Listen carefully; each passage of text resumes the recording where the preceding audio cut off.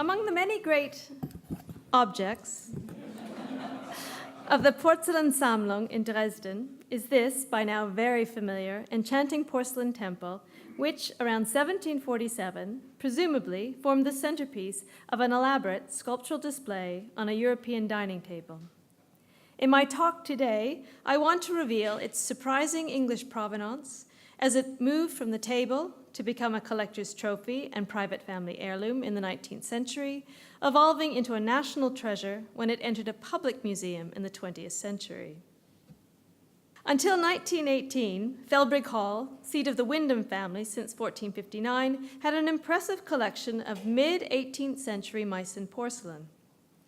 Situated in Norfolk, near Cromer on the North Sea, east of the great estates at Hokum and Houghton, the edifice has a Jacobean entrance supporting the inscription Gloria Deo in Excelsis in pierced stone, in striking contrast to the late Restoration red brick facades on the side walls. And I'm sure you can see the pierced inscription on the top. The interiors represent the finest of mid-18th century design, executed by the architect James Payne around 1752. The dining room is in a heavy Rococo style with rich plasterwork and has its original pale lavender-colored walls. The cabinet, a picture gallery, remains exactly as intended by its patron, William Wyndham II, a friend of David Garrick, who purchased paintings in Italy in the 1740s depicting classical sites with views of Roman antiquities and the Campagna by Giovanni Battista Bussiri. They were purchased by size to be hung according to his original plan. While the 1771 inventory of Felbrigg notes a great many odd pieces of china, some of them ornamental, it is only in the inventory of 1833 that there are specific references to Meissen or Dresden porcelain. In the drawing room, seen here in a photograph of the 1870s, there were 4 Dresden china ornaments, gilt stands and bell glass covers, and 7 small Dresden ornaments. Similarly described items were in the cabinet. In the Great Hall is noted an elegant octagon china temple and stand. By the time of the 1863 inventory, that china temple, by then described as a beautiful Dresden china Roman temple on ebony stand, was in the cabinet. Remarkably, it can be seen here through the open doorway, silhouetted against the light, with the faint outline of the figure of fame suspended in the center. So there it is. There it sat above the Bureau Mazarin, a tortoiseshell and brass inlaid, ormolu-mounted Boule knee-hole desk, now attributed to the ebonist Nicolas Sagiot, circa 1700. The 1863 cataloger noting further, this extraordinary work is in some parts imperfect, and it belongs to a class of ornaments very difficult to value. It has a very imposing and beautiful effect. The same year, 1863, Felbrigg, the estate and its chattels, was sold lock, stock, and barrel to a Norwich merchant. Almost 50 years later, in 1918, his heir, an eccentric recluse, Robert William Ketton, needlessly sold a selection of Wyndham family heirlooms. The highlight of the sale of late Ming export ware, Sèvres and Meissen porcelain, held at Sotheby's, Wilkinson and Hodge in London, 20th November 1918, was lot 103. Listed under Dresden china as the Grotto, though known to the family as the Temple of Fame. A porcelain grotto built up of 24 pillars in 8 groups of 3 each, arched over the top, supporting an oval pierced ornament, on which stand 8 torsos of trophies of arms. On the entablature sit 8 amorini, or child figures, holding sheaves of wheat, flowers, etc., one missing, and around the caps of the pedestals, below the pillars, are other torsos with trophies of arms and covered urns. Up the pillars, grapevines and fruit are twined, and from the center, a figure of fame blowing a trumpet is suspended. The whole stands on a polished wood base with 4 steps, 31 inches high, base 40 inches by 29.5. Several of the figures are loose. It sold for 54 guineas to Mallon, a prominent buyer at the sale. In 2007, on my first pilgrimage to the Porzellansammlung, I remember standing in front of it when I had that light bulb moment, and I realized the famous Dresden treasure might indeed be the one formerly at Felbrigg. Further research revealed that in 1921, 3 years later, Ernst Zimmermann, director of Dresden's Porzellansammlung from 1912 to 1933, and we're delighted to have the current director of the Porzellansammlung, Julia Weber, with us today, purchased the table centerpiece for the Staatlichen Kunstsammlungen from Hermann Ball, a prominent antiques dealer with shops in Dresden and Berlin. At the time, only one other complete example had been published, the so-called Liebestempel, or Temple of Love, in the Kunstgewerbemuseum, now the Museum für angewandte Kunst in Frankfurt am Main. It had been acquired from the dealer J.E.S. Goldschmidt in 1909 with the provenance Townsend estate, presumably another English collection. This may have been a member of the Townsend family, that's spelt with an H, of Raynham Hall, also in Norfolk, who were neighbors and friends of the Wyndhams. In 1752, Lady Townsend commissioned a set of Meissen porcelain-handled cutlery from Charles Hanbury Williams when he was in Dresden. She was also mentioned yesterday as a jealous collector in the poem about the Staffordshire teapot, read by Bryan, published in the London Magazine in 1766. The Frankfurt Temple was dated about 1750, and the sculptor identified as the celebrated Modelmeister or master sculptor Johann Joachim Kendler, who in his 40 years at the Meissen porcelain manufactory produced over 1,000 figures and animal models. The title, Temple of Love, of the Frankfurt model was suggested by the groups now in its interior, the goddess Juno, flanked by Amor and Psyche. An early scholar, Jean-Louis Sponcel, who had made a study of Meissen temples in 1900, suggested their designs were influenced by French Baroque architecture, popularized through the engravings of Jacques-François Blondel. Here is one of his designs for a fountain, along with 4 of the Frankfurt seasons. The Frankfurt model has a gilt metal frame with egg and dart banding above the entablature. So you can see right here, it's quite different how it's constructed. To which miniature Meissen ram's head handled vases are secured, similar to this pair in the British Museum. Elsewhere, metal collars secure the columns beneath the Ionic capitals and again above the pedestals. Instead of the 8 trophy d'armes, the military torsos or armaturen, found on the model at Dresden, the cupola is capped with an openwork baluster-shaped finial, perhaps a replacement, which terminates in a gilt metal figure.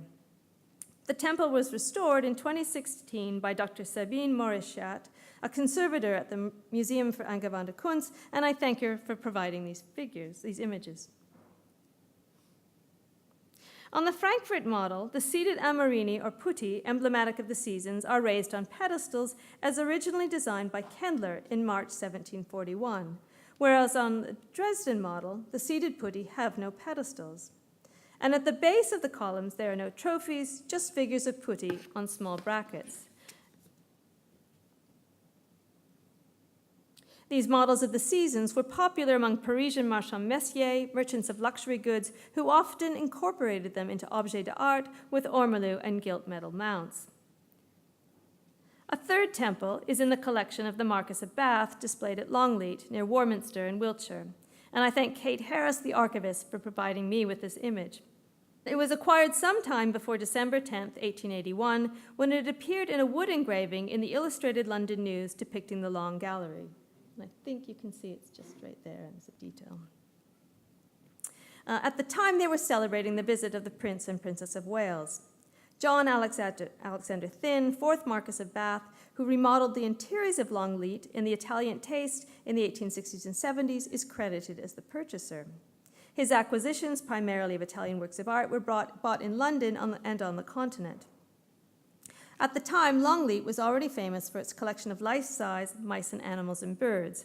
These were modeled in the early 1730s by Kendler and Joachim Gottlieb Kirchner for the Japanese palace in Dresden, built by Augustus the Strong. 10 were acquired between 1858 and 1869, and 4 of which were sold at Christie's in 2002. Again, there are variations in the applied ornaments, such as the 4 putti, modeled by Franz Anton Bostelli at the Nymphenburg factory near Munich, about 1760, which we saw yesterday. The finial is of Minerva or Pallas Athena as a Roman soldier, holding a shield with the head of Medusa. The rare model was created by Kendler in April 1747 as an element of the porcelain table fountain for the lavish double wedding uniting the ruling families of Saxony and Bavaria. The example on the extreme right was purchased by the V&A in 2014 as part of their recreation of the fountain. In 1748, Charles Hanbury Williams described the fountain. We sat down at one table, 206 people. 'Twas at Count Bruhl's. In the middle of the table was the fountain, at least 8 foot high, which ran all the while with rose water. Significantly, the Longleat Temple sits on a Rococo-carved giltwood stand, which has been identified as the product of a Dutch workshop circa 1755 to 65. The contemporary stand highlights the luxury trade based in Amsterdam in the mid-18th century, where Meissen had an independent retail agent, Monsieur Dulong, between 1743 and 1766. And if you think about those temples we've just seen in Suzanne's talk, there's lots of parallels in terms of how these temples were designed, and one wonders who inspired who. These 3 temples I'm suspicious of may have been delivered to merchants in bits like IKEA flat packs and assembled from materials at hand, which accounts for some of the variations, such as the Bostelli figures. Alternatively, of course, these figures may have been just later replacements.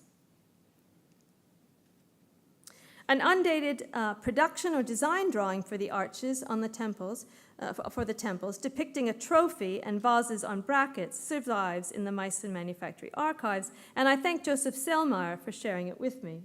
So I don't know if you can even see it, but I guess you can at the back, but there's almost exact drawings for these images. The vases are different, but the same structure. In the last few decades, several elements from a grander temple have been appearing on the art market. Here is a selection from the collection of Charlotte and Gustav Klemperer, which was sold at Bonham's in 2010. This photograph from the early 20th century shows the partial temple displayed on a table in the Klemperer's dining room. Another section, possibly from the same temple, was sold at Christie's in 2014. And elsewhere, some of the columns survive, adapted with metal mounts into candlesticks, and Tony de Boulay can fill you in on some of those pieces. These temples were, of course, the centerpiece of elaborate table decoration, as we've just seen earlier, usually associated with the dessert course. Traditionally, table decorations included figures and groups displayed in gardens with architectural features or follies. Until the late 1740s, all were made in sugar paste or wax, pressed into carved wooden molds, as we saw yesterday and even this morning, assembled and usually left in the white or naturalistically painted. However, temples may also have been used on their own without the additional ornaments, as seen in this undated painting, identified as a dinner held by Louis Charles Otto, Prince de Somme, or his father, at the palace of the Prince de Somme near Strasbourg. The painting, circa 1770, is in the collection of the Hôtel de Ville de Rayon-l'Étape. A temple, similar in form to the Dresden Temple, though possibly executed in a different material, such as sugar paste, is mounted on a gilt-colored plateau resembling that at Longleat. It is on a side table surrounded by dishes of fruit and various confections, awaiting transfer to the main table during a divertissement. The earliest porcelain temples were commissioned from the Meissen manufactory around 1727-8 as decoration for the interior of the Japanese palace. Identified as 6 Venus Temple, they may have been inspired by the Temple of Venus, erected in the Grossergarten in Dresden in 1719 for the wedding of Augustus III, then Crown Prince, to the Habsburg Princess Maria Josepha. However, the first documented use of Tafelaufsätze, or as decoration specifically for the table, was in 1747 for the state dinners organized to celebrate the 3 royal weddings of the children of Augustus III. Significantly, these highly political events held in Dresden marked the earliest documented use of porcelain table decoration on the king's table during a public event, continuing the tradition of the temple as an appropriate symbol of authority introduced in 1719. Many of the porcelain models presumably had sugar paste prototypes. A description of the table decoration for the celebration staged in Munich on the eve of the Dresden weddings held on June 12, 1747, reported in the Historische Nachrichten. I'm sure, if you know the book, I'm sure you know what the title was. Described as an Ehrentempel, or temple of honor, it was placed in the center of the table, with Fame blowing her trumpet, and at the four corners were the Saxon and Bavarian coat of arms, presumably painted on cartouche-shaped shields, similar to the applied porcelain shields disguising the joints on the entablatures of the Frankfurt and Longleat temples.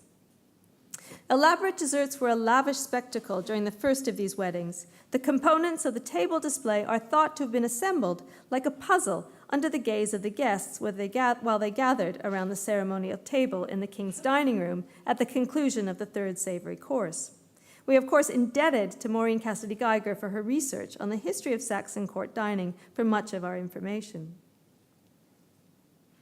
The wedding on 10th of January 1747 marked the marriage by proxy of Marie-Joseph de Saxe to Louis-Auguste, Dauphin de France. The centerpiece was a temple dedicated to Apollo, set in a classical landscape with allegorical figures. The temple's porcelain columns and sculpture reference Versailles and the French royal court. A second wedding, held on 13th of June between Maria Anna Sophia and Elector Maximilian III Joseph, Duke of Bavaria, included a temple dedicated to Diana, described as having 8 columns entwined with flowers and trophies of arms and quivers, as on the Dresden and other examples. The surroundings included architectural references to buildings in Nymphenburg and Munich. The third wedding of the Crown Prince Friedrich Christian to Maria Antonia of Bavaria, held in the same month, also included a pagan temple. These and other porcelains for the dessert table were stored alongside provisions and equipment required for the preparation of sugar paste. Fruit and frozen confections in the Königliche Hofkonditorei on the Royal Court or the Royal Court pantry. Porcelain so designated was sometimes marked with production with the initials KHC. A 1748 inventory of the contents of the Königliche Hofkonditorei included the hundreds of figures, columns, vases, and armaturen, the latter presumably resembling the military trophies on the Dresden Temple, which in their positioning recall the Grand Trophée d'Armes capping the garden facade at Versailles. And I think that's what I'm referring to.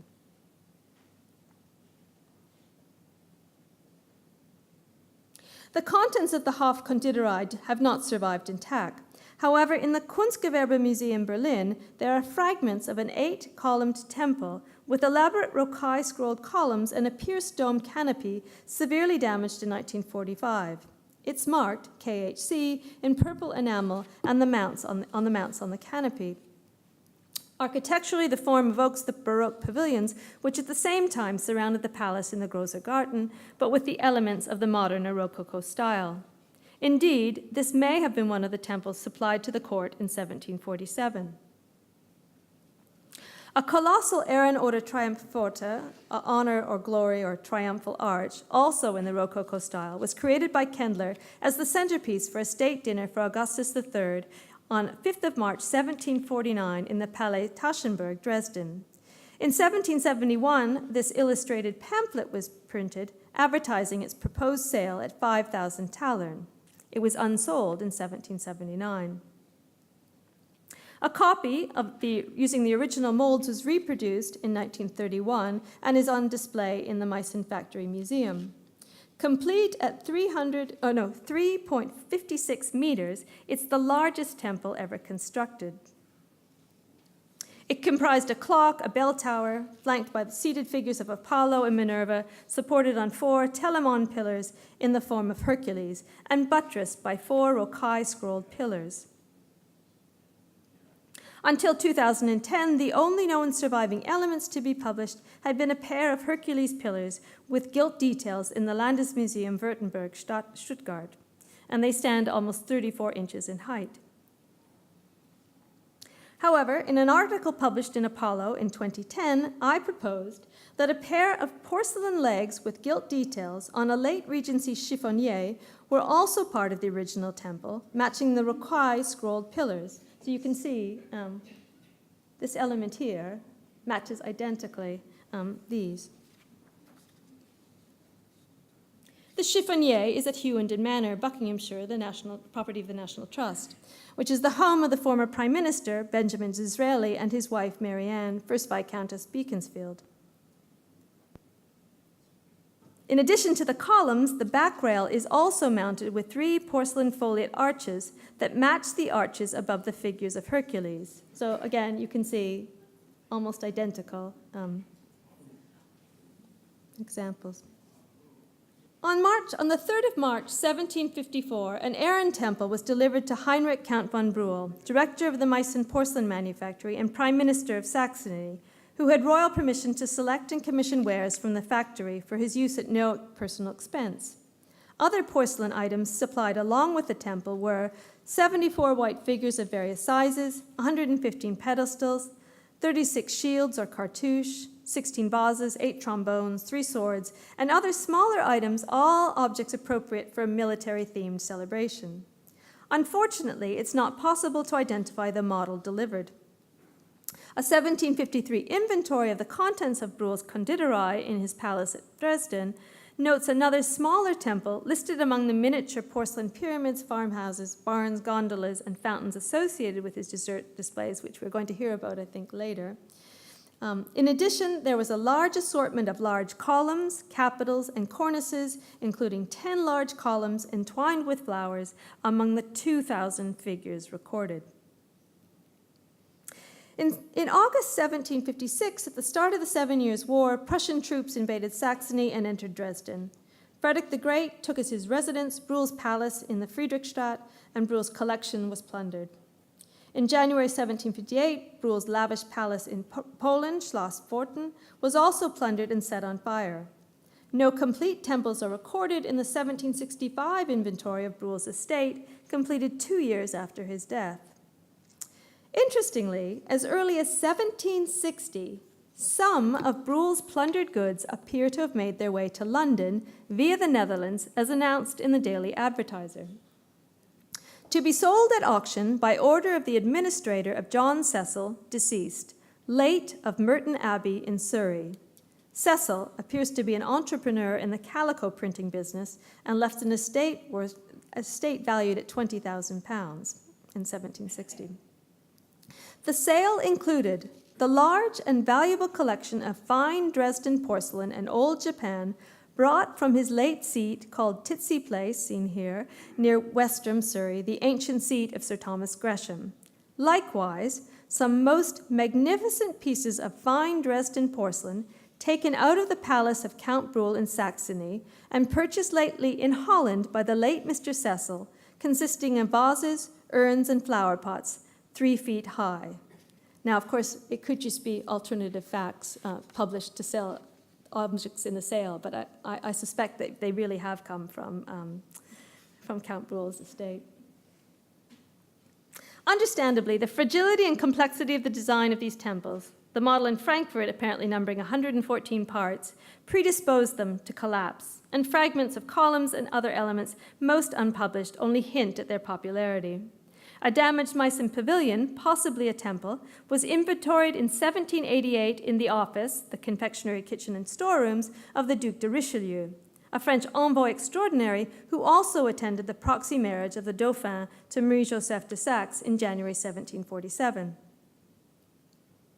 While it is tempting to imagine that the Dresden Temple was acquired new by William Wyndham for his recently completed dining room at Felbrigg or his St. James's townhouse, evidence is lacking. And it's not securely identifiable until the 1833 inventory of the contents of Felbrigg. Vice Admiral William Lucan, seen here, inherited the estate in 1824 and assumed the family name following the death of Cecilia Wyndham, the wife of his father's half-brother, the statesman William Wyndham III, known to many of you historical buffs as Boxing Wyndham. Little is known about his collecting interests. The family spent a prolonged visit in Belgium in 1820-1, where they are believed to have acquired pictures. Shortly after inheriting the estate, they enjoyed another European tour and were buying in Paris in the 1850s. In 1827, a Dresden or Meissen figure was sent to Joseph Fogg, the China retailer, for repair. So there's a little earlier evidence of this collecting and interest. The Vice Admiral is also thought to have purchased the Boule desk. The Admiral and his wife must have been amongst the earliest English collectors, acquiring mid-18th century Meissen porcelain, a fashion which continued throughout the century. As early as 1818, the Meissen factory enjoyed orders from England for wares in the Rococo style, and by the mid-19th century, these historicist wares represented a large portion of their sales, with the manufactory openly advertising wares in English Geschmack, or English taste. This taste is well evidenced in National Trust properties with 19th century provenances, when Dresden, China, even now, evoke the epitome of culture and refinement. However, another possible provenance source was the family of the Admiral's wife. In 1801, Lucan married Anne, daughter of Peter Tellison, an enormously rich merchant banker of Huguenot origin, who was born in Paris to Isaac de Tellison, a Swiss banker. The elder Tellison was the first Genevan ambassador to the court of Versailles from 1730 to 1744. A portrait of his wife, Madame Isaac de Tellison, painted in 1725 by Nicolas de la Gillière, is at Brodsworth Hall, South Yorkshire, the estate purchased by her father in 1791. In 1780, Peter Tellison built Plaistow Lodge in Kent, where his dessert table included the finest fruit in the kingdom, grown in his large hothouses. To conclude, these porcelain showpieces, which once adorned the dessert table of continental nobility in the mid-18th century, became a trophy of wealthy British aristocrats and gentry in the 19th century. What a folly that Felbrigg was sold off in the early 20th century. Thank you.